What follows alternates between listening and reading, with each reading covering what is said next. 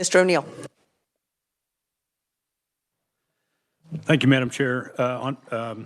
On behalf of ADSO, Association of Dental Support Organizations, 26 RS 2806, simply repeals a statute that the court found a reason for, but then the legislature repealed that reason. But this statute stayed on the books, so it's been a bit of a trap for the unwary for dentists in the state.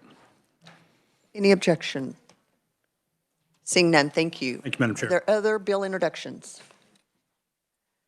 Seeing none, we will move on to our hearing for SB 387. We will open that hearing with an overview by our reviser, Tamara Lawrence.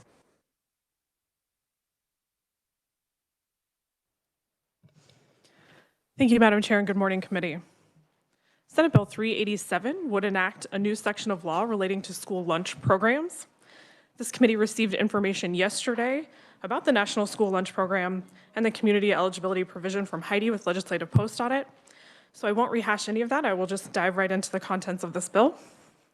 First, subsection A would require school districts to verify that each student in the district who qualified for free meals under the National School Lunch Program by submitting an application is eligible to participate in that program based on written evidence of the applicant's household gross earned income. This requirement would not apply to students who qualified for free meals by direct certification.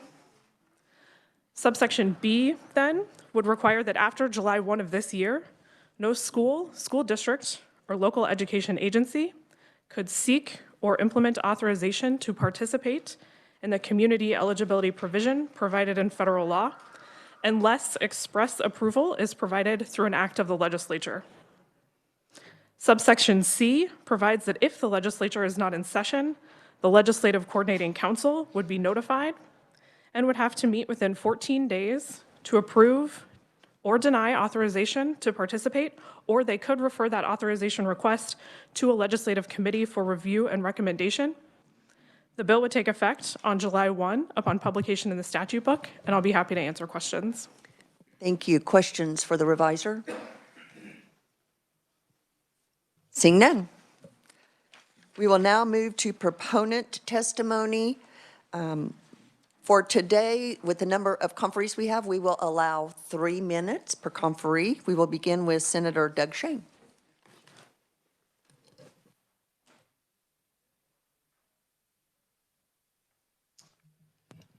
Thank you, Madam Chair. My name is State Senator Doug Shane, and I'm pleased to provide proponent testimony for SB 387, which is a bill that I introduced to this committee. I'm going to keep it brief because I think that the stage has already been set for the challenge that our state faces when it comes to overpayments, particularly for at-risk funding. Unfortunately, the way that the weightings work for at-risk and the tie to the free and reduced lunch program, we know that there is a meaningful amount of overpayment. And we also know that our at-risk funding, according to a legislative post audit from 2023, we know that at-risk funds are not being used according to the statutory requirements for deployment of those at-risk funds. This bill simply seeks to make sure that we are sustainably funding and fully funding our at-risk obligations and ensuring that that obligation is going to the students that really qualify and that really need it. It is within our right and our authority to be able to do this because the at-risk funding does come directly from us as a state. So you can, of course, read my written testimony. But again, I'm not going to rehash the problem that we're facing in this state. I think that the post-audit team did an excellent job of setting the stage for that. And with that, I'll stand with questions at the appropriate time. Thank you, Senator. We will wait till all proponent testimony for questions. Our next proponent is Paige Terryberry, Visiting Fellow, Foundation for Government Accountability, I believe on WebEx. Paige, are you there? Yes, ma'am. Can you hear me? We can. You have 3 minutes. Excellent. So good morning, Madam Chair and members of the committee. My name is Paige Terryberry. I'm a visiting fellow with FGA Action, and I am testifying in support of Senate Bill 387. Should households earning 6 figures receive free meals?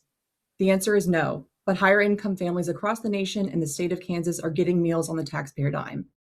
The recent audit of the state's school meal program found that the federal government and the state of Kansas overpaid Kansas school districts by up to $67 million. That's nearly $70 million in just 1 year on meals for students without a true need. This is a problem because every dollar spent on someone who isn't eligible is money that is not available for the truly needy. The share of lunches served for free or at a reduced price was 15% in 1969. It rose to 60% in 2008 and now sits at above 70%. This goes well beyond serving the low-income families that qualify. So how did this happen? In 2010, federal legislation opened the floodgates, allowing middle and upper income families access to free lunches using the Community Eligibility Provision, or CEP. CEP was peddled as a reimbursement alternative intended for low-income areas. But in reality, CEP just absolves schools and state agencies of any responsibility to ensure that only eligible students receive taxpayer-funded meals. It is important to note, this bill does absolutely nothing to affect Kansas students that are directly certified for free or reduced meals. These individuals will always be eligible. The bill brings back program integrity by requiring applications for those not directly certified and by requiring legislative approval for the use of the Community Eligibility Provision. The bottom line is this: the CEP process has opened the door to millions of children from middle and higher income households to receive free meals at the taxpayer expense. This is simply a program integrity bill to protect Kansas free school lunches for those with the true need. Thanks. Thank you. That concludes our proponent testimony. With that, we will open it up for questions. What questions do we have, committee? Senator Holscher. Thank you. My question is this. We know that there's a benefits cliff where families often see their net resources decline once their income reaches a certain threshold. Does this bill take into account that when people are, putting their income levels and attesting to their income levels through the paperwork, that, that might cause an issue? Is that for someone in particular? Senator Shane, I see you approaching the podium. Senator Doug Shane. Senator Holscher, would you mind rephrasing that question or restating that question?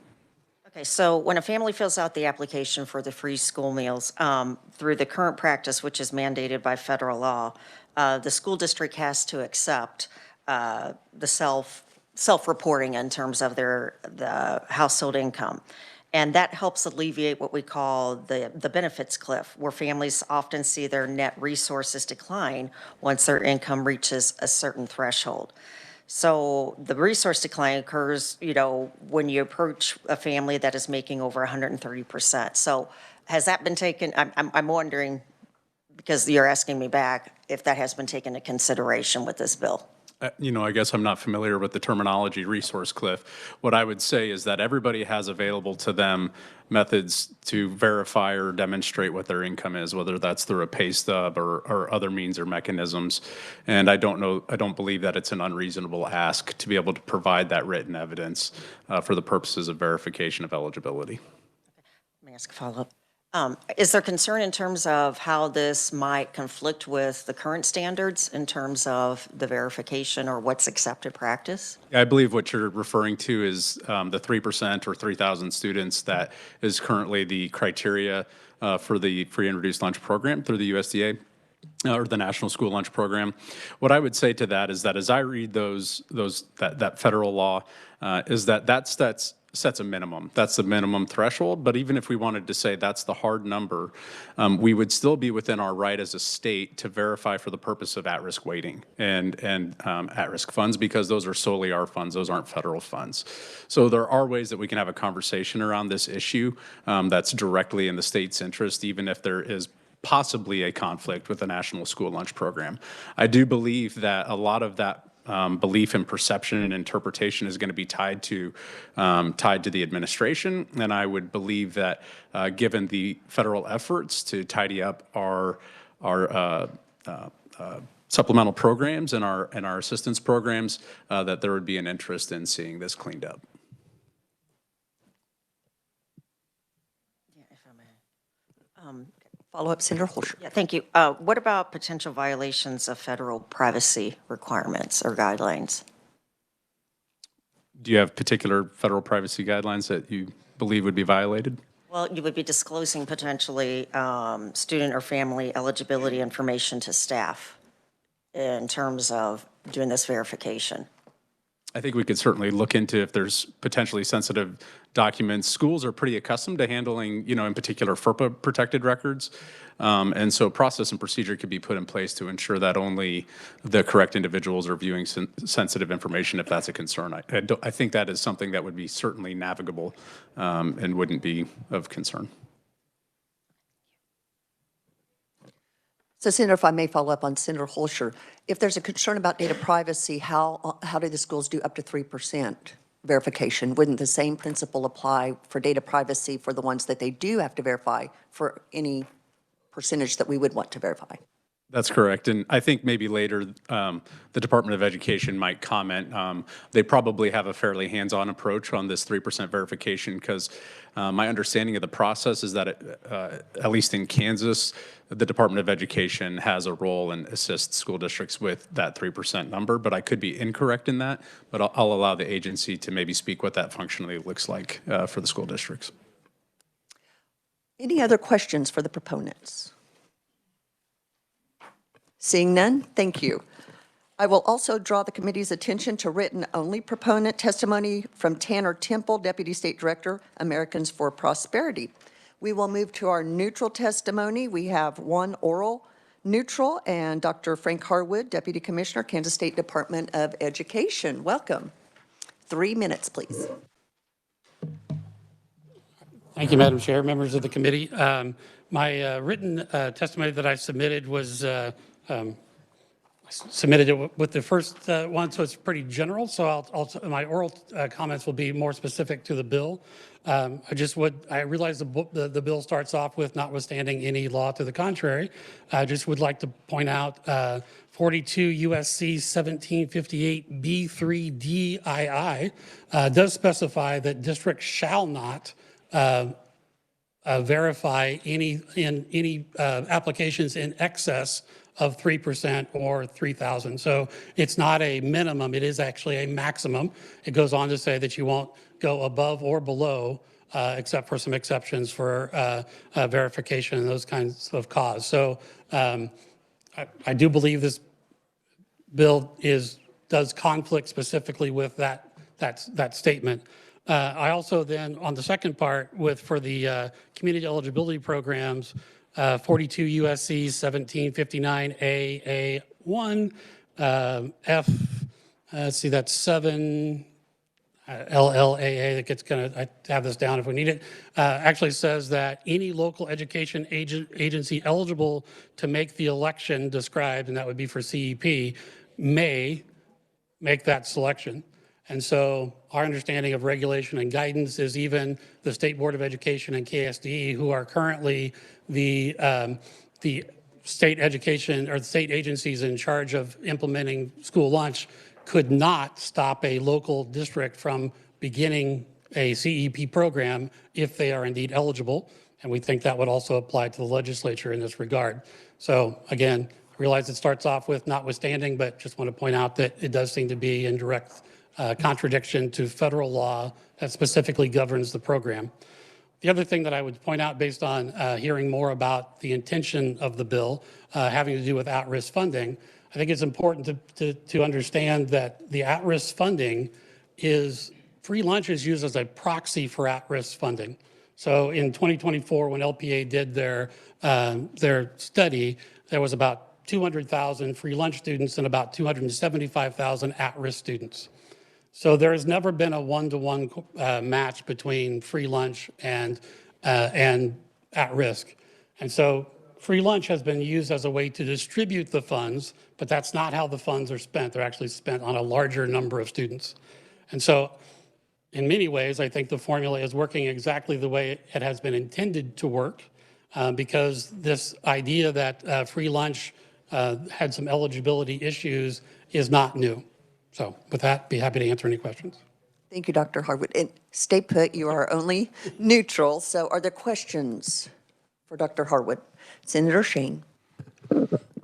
Thank you, Madam Chair, and thank you, Deputy Harwood, for being here today and providing your testimony. I'm just going to read from 42 USC 1758B3D verbatim here, because you said should not, and I just want to read as I read the statute. Verification of sample. Each school year, a local educational agency shall verify eligibility of the children in a sample of household applications approved for the school year by the local educational agency as determined by the secretary in accordance with this subsection. So nowhere in there is there a shall not. Except as otherwise provided in this paragraph, the sample for a local educational agency for a school year shall equal the lesser of, and then it goes into the 3% and the 3,000. Nowhere in there does it say shall not exceed. This, to me, I still read it, I interpret this as this is the requirement to satisfy the program, but nowhere does it say you can't do more than that. So let's see if I have on.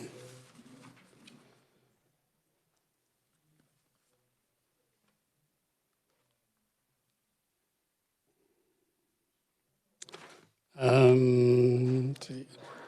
Actually, so for sample size as II, except as otherwise provided in this paragraph, a sample for a local education agency for a school year shall equal the lesser of, which means it can't be greater than the 3% or the 3,000. So, I mean, that is in III of 42 USC 1758B.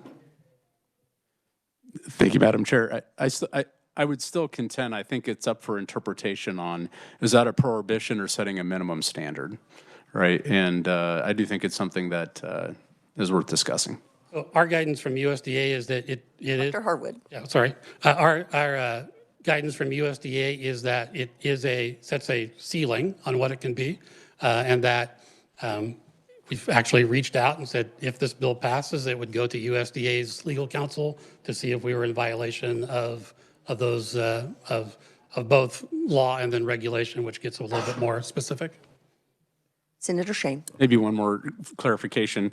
Has there been an ask for an opinion or interpretation from the agency under the current administration as opposed to the prior administration? So, Dr. Harwood. yes, thank you, Madam Chair. So we actually did reach out actually when we started hearing about the bill, and so they will not give legal advice. They've given the interpretation that they've used for a long time, which they see it as a ceiling, but they would have to see the bill enacted before they would give a legal opinion, have their counsel give a legal opinion. Yeah, that's totally fair. Thank you. Yep. Senator Murphy, then Senator Holscher. Well, thank you, Madam Chair, and thank you, Doctor, for being here. Are the ones that are receiving free and reduced lunch also involved in the summer EBT program? Dr. Harwood. So summer EBT is actually a DCF program. So being eligible for free lunches I don't know all the eligibility for that because it's actually DCF. Summer meals that are served through schools are actually eligible to anyone 0 to 18, regardless of income. So that's actually just part of the summer meals program. Okay, so does that set them up then for a free SNAP card? Is that or do you know? No. So actually nothing that the school district does would have any impact on SNAP benefits. If they receive SNAP benefits, then they would be directly certified. But the free lunch application or even the CEP program, if they are then receiving a meal for free, they are not considered free meals. I mean, they are not eligible for free meals under at-risk spending. So no, there's no way that the school district's information could then turn around to SNAP benefits. Okay, thank you. Senator Holscher. Thank you, Madam Chair. I don't know if you can answer this or not, but it strikes me that with this bill, we would be essentially setting up a process in terms of this verification of income. Setting up processes cost money because you have to have manpower involved to do the verification process. So we'd be setting up a process which costs money. We already have processes in our school in terms of collecting money for school lunches. We have processes to collect deficits. We have all of this overhead devoted to the whole school lunch system, which then it just strikes me that all this money devoted to collecting money, trying to collect the deficits, now to try to do another layer of auditing and verifying income. We could probably just pay for all the lunches. Dr. Harwood. So, Madam Chair, Senator, one of the, I will say that if districts are required to set up a process to verify more than 3%, they will not be able to use child nutrition funds for that because we can't use federal funds for a state purpose. And so districts would have an additional cost of now verifying all of the additional ones. That doesn't mean the same person couldn't do it, you just couldn't pay them with federal funds during that time. Thank you, Dr. Harwood. There is no written neutral testimony, so we will move to opponent oral. We will begin with Jim Carlskint, Director of Legislative Services from the United School Administrators. Mr. Carlskint, 3 minutes. Welcome to committee. Thank you, Madam Chair and committee. It's a pleasure to be here today. I am Jim Carlskint with the United School Administrators of Kansas, which is an umbrella organization for superintendents, principals, food service directors, many others. And you know, there was a great deal of discussion that took place, you know, with Dr. Harwood, and I guess, you know, since we have limited time, I just want to say that this legislation is that, as I read it at the current time, is being proposed, is in violation of the of a federal statute. It's pretty specific as far as the National School Lunch Program, what school districts or school leaders can and cannot do. Being a former superintendent, you know, when we dealt with free and reduced lunches, that was I'll just have to be so blunt, that was a big deal. It was supposed to be a very confidential thing. A principal, a superintendent couldn't get involved. We had our food service directors involved in it, and teachers weren't to know who were receiving free and reduced lunches. It was a very confidential thing. And in the districts that I've worked with and talked with, it's consistent across the board. You know, and I guess what was brought up earlier, this is another unfunded mandate that we in the, you know, out in the field would have to deal with. You know, I don't, you know, and Senator Shane has a different interpretation of it than what some of us do. But in the event that it does get to the point where we have to go with 100%, is going to be a significant cost to school districts across the state.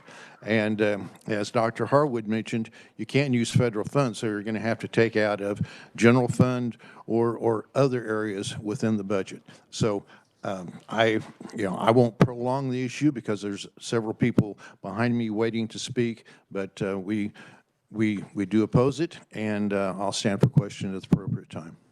Thank you, Mr. Carlskint. Thank you. Next, we have David Paul and Vicki Schumacher from USD 259, I believe, on WebEx. Are you there?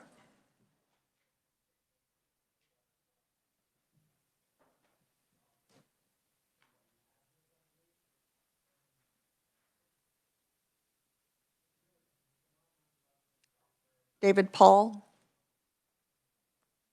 and Vicki?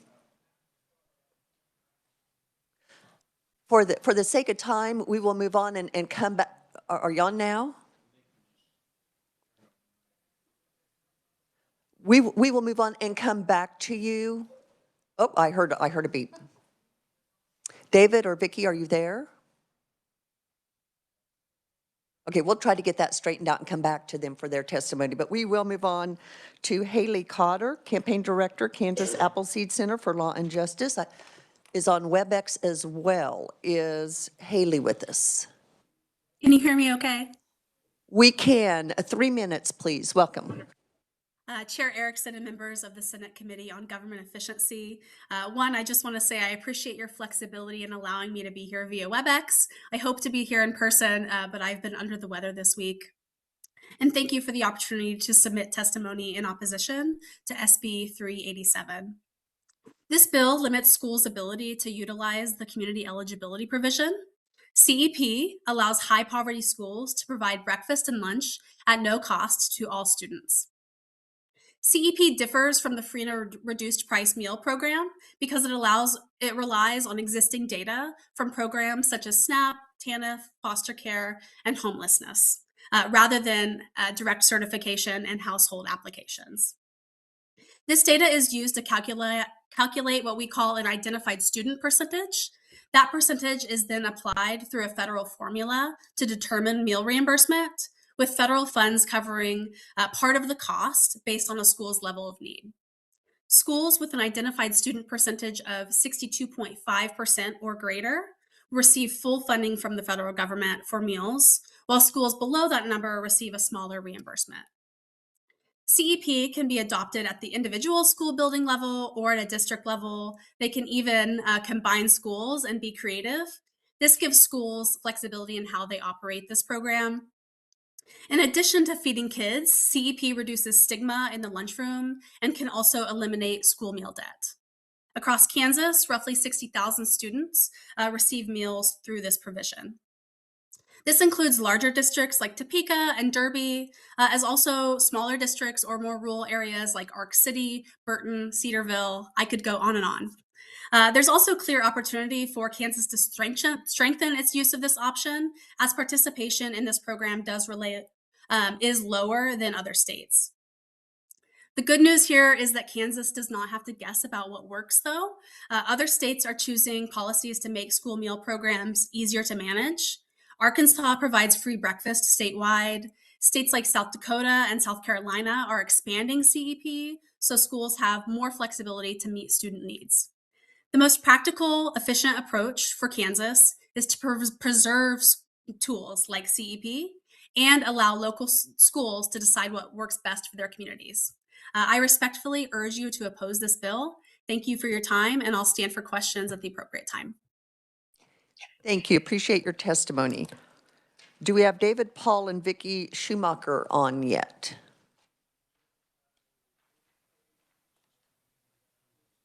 Okay, we'll come back again. Next, we'll have Shannon Kimball, Government Relations Specialist from the Kansas Association of School Boards. Welcome. Thank you, Chair Erickson, and good morning, members of the committee. I'm Shannon Kimball. Is that? It's cutting out a little bit. Okay. We hear you fine. Okay. I'm the Government Relations Specialist with the Kansas Association of School Boards. We are a professional membership organization for the nearly 2,000 locally elected Board of Education members across the state of Kansas. And our advocacy at the legislature and here today is guided by member-adopted policies that we have a participatory process to create. We have a federal legislative platform that does support federal funding for universal free meals, because we know that hungry kids struggle to learn and that school meals help student achievement.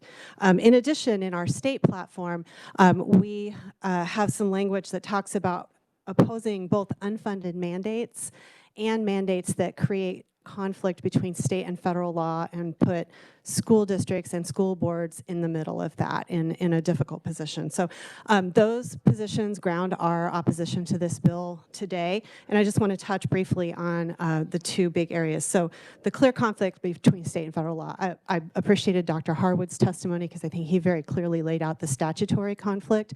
In our written testimony, we provided some examples of conflicts between this bill and the federal regulations that we identified as well. So I would encourage you to take a look at that. If enacted, this bill would put districts in that exact position of, are we going to break federal law and regulations, or are we going to break state law? And that just makes the work that our boards and our districts do even more difficult and expensive when we're in that position. This bill is a significant unfunded state mandate, even assuming that the staff that you have working on the 3% verification under the federal program could then be paid with the state dollars. This bill is almost a 33 times increase in the workload of school district staff to do income verification. That is significant. We did some rough math based on some feedback from school nutrition service providers, and it could be in the millions and millions of dollars statewide to hire enough additional staff to do this work. And so we would really like to see those dollars spent instead on supporting student learning. We appreciate the conversation about this. And I do want to just say, it seems that there's maybe a couple different things going on behind this bill. One is the concern about at-risk funding, and the other is the concern about eligibility in the federal program. I would respectfully suggest that if the concern really is the using at-risk, using free lunch as the at-risk proxy, and is there a better way for us to do that? Should we be looking at a more in-depth process to look at other measures or a mix of measures that would more accurately and be more easy to verify for that at-risk funding? Thank you very much. I stand for questions if there are any.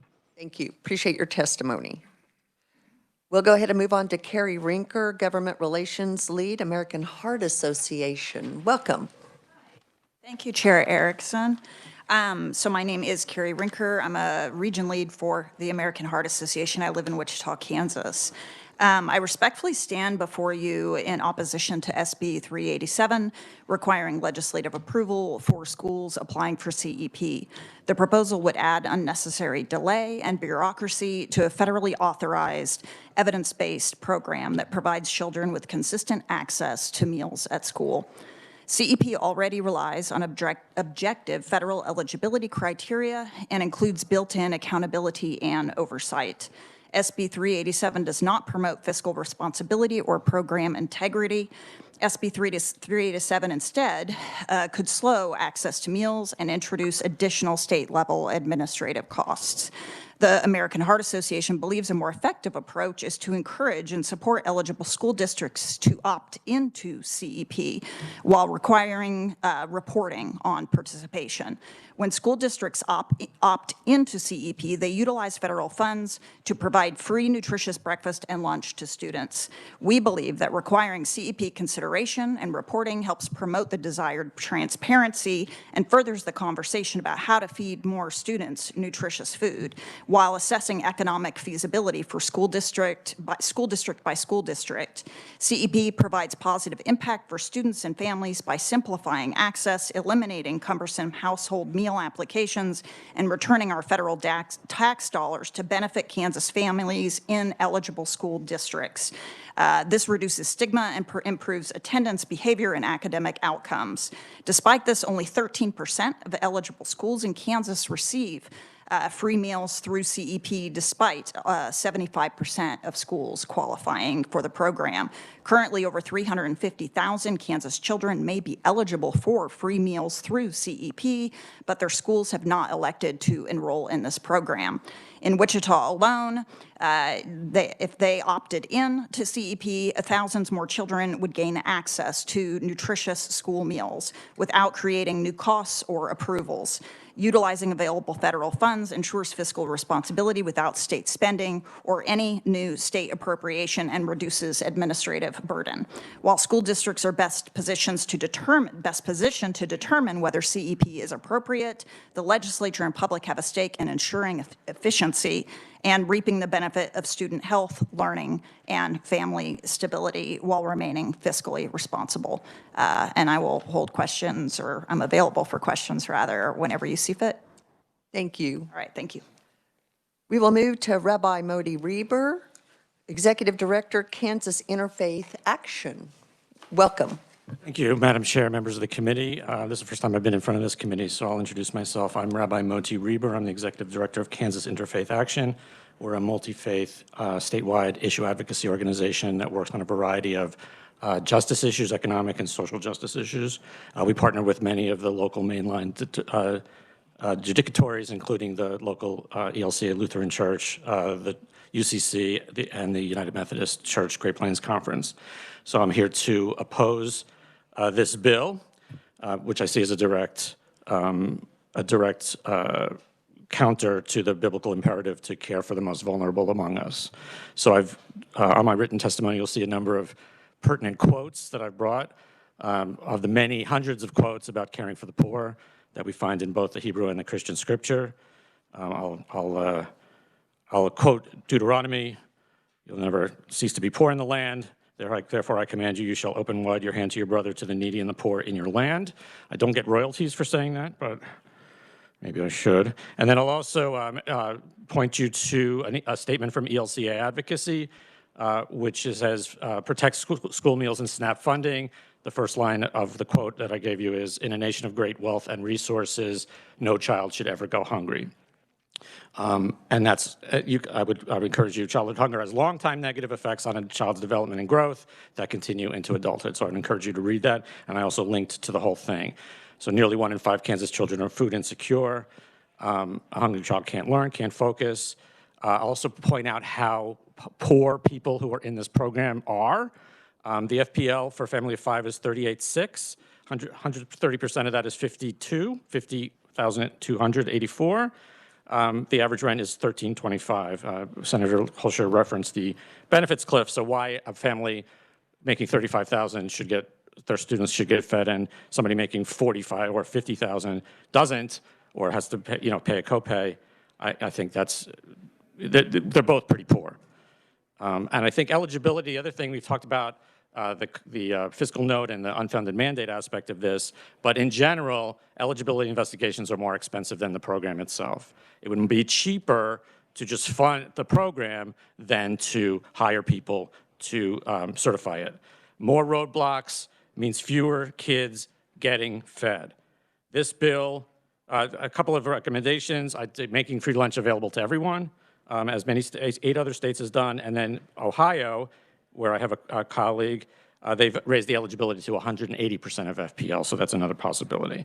I believe this bill would take food out of the mouths of hungry children, and that is enough reason to vote it down. Thank you. I'll answer questions at the appropriate time.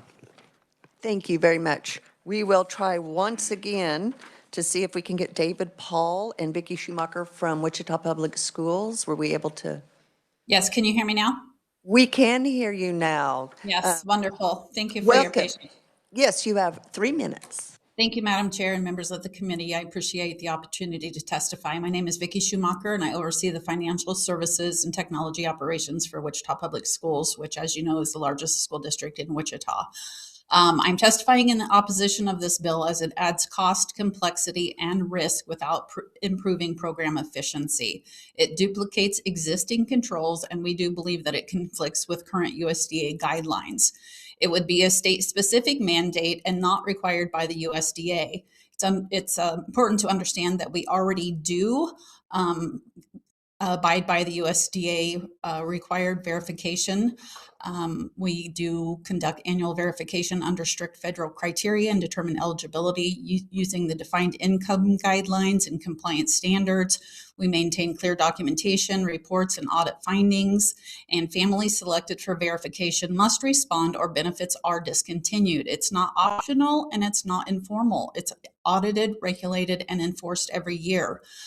This bill would require a large unfunded administrative expansion. It would require more staff, more training, more office space, management, translations, appeals, etc.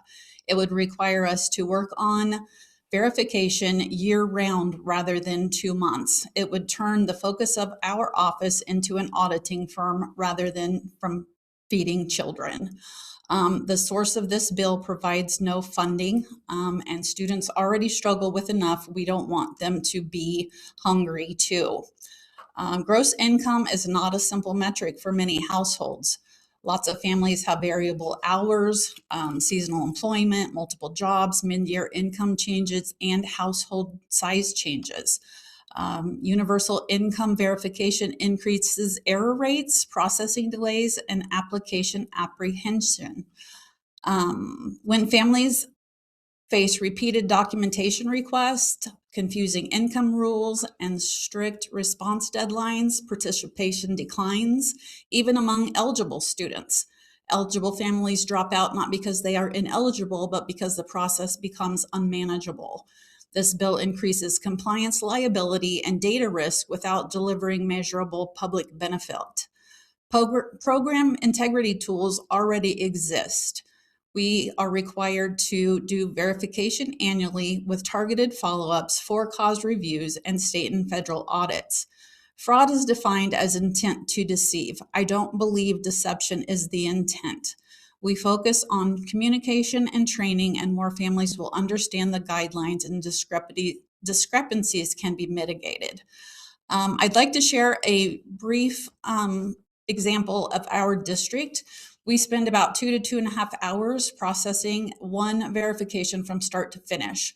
This past year, my staff spent approximately 400 hours on verification to verify 100% of free applications submitted to our district. Ms. Schumacher, can you summarize? Your time has expired. Yes. I'd like to stress that this bill exceeds federal requirements, would be extremely expensive, and our students affected are the ones that this program exists to serve. For these reasons, I respectfully ask the committee to reject this bill as drafted. Thank you. Thank you. And we do have everyone's written testimony, so if you did not get to finish everything you would like to say, please know that the committee does have that. And to that point, I will draw the committee's attention to written-only opponents. If I counted right, there are 35. I will spare you all from having me read those, but I will encourage you to look at the written-only opponent testimony. I would also like to apologize to conferees. When we scheduled the hearing for Tuesday, we believed that we would have a bill assigned. When I realized that wasn't the case, I did move it back so that conferees hopefully would have an opportunity to have a little bit more time to digest the bill and get testimony in. So my apologies for any inconvenience that happened to conferees. With that, we will open it up for questions for the opponents. Senator Shane. Thank you, Madam Chair. First, I just want to give a big thank you to the opponents because I think it's important on big topics like these that we have good debate and conversation. I really appreciate you guys all submitting testimony and being here today. Just real quick for Ms. Shannon Kimball. No stranger to testifying, but for everyone else, would you please just reintroduce yourself, Ms. Kimball? Thank you, Chair. Shannon Kimball for the Kansas Association of School Boards. Thank you, Ms. Kimball, for being here today. I really appreciate that you brought up with free and reduced lunch being the proxy measure for at-risk weighting, that maybe there's a better way to try to determine what are the best factors to measure whether or not at-risk weighting should apply for a particular student. Would you mind, have you put any thoughts or there ideas in that? Because I think it's a conversation that's worth having. Thank you, Senator, for that question, Chair Erickson. Yes, we have looked at this a good deal in relation to the work of the Education Funding Task Force and the conversations they've had about the weightings in our current school finance formula. And there appear to be a number of different approaches that states across the country take. Some states do what we do and use free lunch. Other states use census tract data. There are some states that have created a weighting index where they take into account maybe the census tract poverty data along with academic achievement data, mobility data, transients, that has an impact on student at risk. And I think that taking a harder look at whether some of those other measures alone or in combination would be a better fit for the state of Kansas would be really important work for the Education Funding Task Force as we are looking at that renewing the school finance formula in 2027. Thank you very much for that. Thank you. Yes, I do have a follow-up to that. When in the past, when we have looked at using a different proxy for at-risk funding, the argument that's been made against that is it would increase administrative costs, it would be more complicated, it would do the very things that there's some opposition to this bill and increased administrative, trying to figure all that out. Is that not a concern anymore, or what would you say to that? My apologies. Yes. So I think that with any measure that the legislature were to choose, we would want to look at it for what that measure is and how we would accomplish creating the measure for all of those reasons. And I imagine that given that there are many states that do an at-risk funding weighting, that we could find examples of kind of a good middle.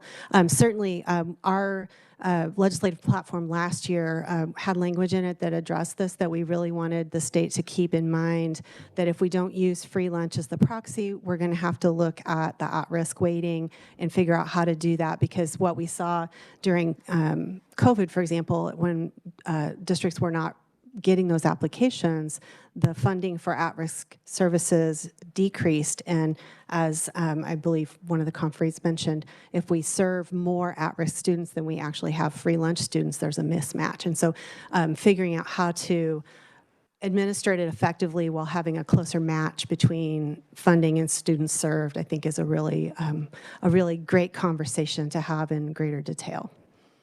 Thank you. Thank you. Senator Thompson. Shannon, you might as well just stay up there. Thank you very much. Thank you. You know, I think you guys understand why we're doing this. We're not trying to take food out of the mouths of people who deserve and need the help. What we're trying to do is to look at situations where we think we can save money through people who don't qualify.